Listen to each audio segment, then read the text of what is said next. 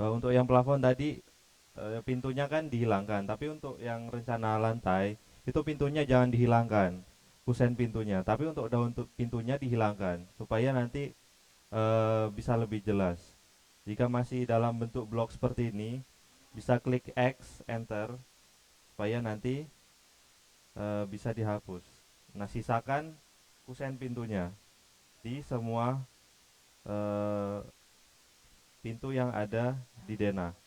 Dilakukan ke semua seperti ini. Bisa langsung diikuti biar nggak ketinggalan. Nah ini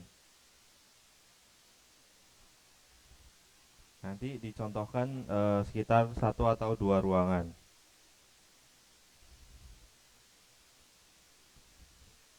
Nah misalnya di sini.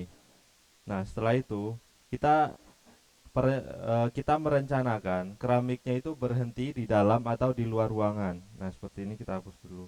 Nah di sini kan elevasinya masih sama.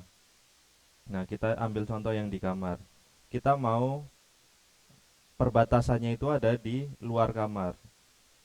Maka kita bikinnya pakai polyline PL. Ketik polyline sama seperti plafon tadi,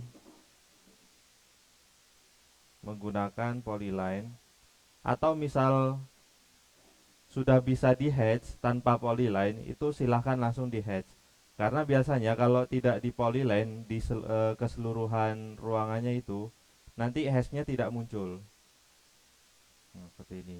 Nah, lalu seperti untuk garis polyline ini pakai garis yang paling tipis. Tuh. Nah, selanjutnya kita masuk ke rencana lantainya, ke rencana lantai. Nah, lalu kita hatch seperti ini. Nah, ambilnya yang ANSI 37. Nah, setelah itu kita bikin garis bantu di pojok bawah. Nah, kita buat garis bantunya itu terserah kita. Kita maunya itu lantainya mulainya dari mana? Mulainya itu di 40-40 itu mulainya di tengah atau di pinggir. Biasanya itu di pinggir, bisa juga di depan. Nah, diambil contoh, misal kita ambilnya di pojok kiri bawah, kita buat rectangle sebesar 40 kali 40. Kita pakai ukuran keramik standar, yaitu 40 kali 40 cm. Nah, setelah ini. Nah, ini kan belum sesuai. Nah, kita bisa klik, lalu kita set origin di pojok sini. Nah, kalau satuannya milimeter, itu scale-nya pakai yang 3200. Atau jika masih kecil atau masih terlalu besar, bisa disesuaikan, dibesarkan atau diturunkan sehingga pas dengan garis yang kita buat tadi di rectangle yang kita buat. Nah, seperti ini. Nah, jika dirasa sudah pas, rectangle-nya bisa kita hapus. Jadi nanti di set originnya ini ada di sini. Tapi untuk lebih jelas rectangle-nya tadi boleh tidak dihapus. Lalu kita hatch lagi. Pakainya yang ANSI 31 ini. Angle-nya dipakai yang 0. Lalu diperkecil jadi 10 misalnya. Disesuaikan misal masih terlalu kecil.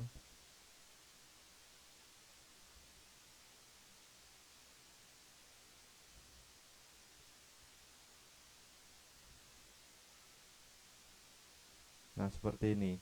Jadi kita tahu bahwa yang diarsir ini adalah mulai dari keramiknya, yaitu keramik yang utuh 40-40.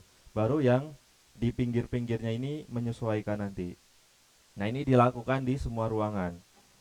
Nah, gitu. Kan misal di ruangan ini kan bentuknya masih abstrak. Nah, ini pakainya polyline karena menghindari nanti tidak bisa di hatch. Karena biasanya kalau terlalu besar seperti ini ada kemungkinan celah-celah yang nanti tidak bisa di hatch. Nah, kalau tidak bisa di hatch, yang pertama, kalau mau di hatch itu seluruh tampak yang akan di-hatch itu harus kelihatan di layar. Misal kita mau nge-hatch yang bagian sini, itu tidak bisa seperti ini. Nanti tidak bisa di-hatch.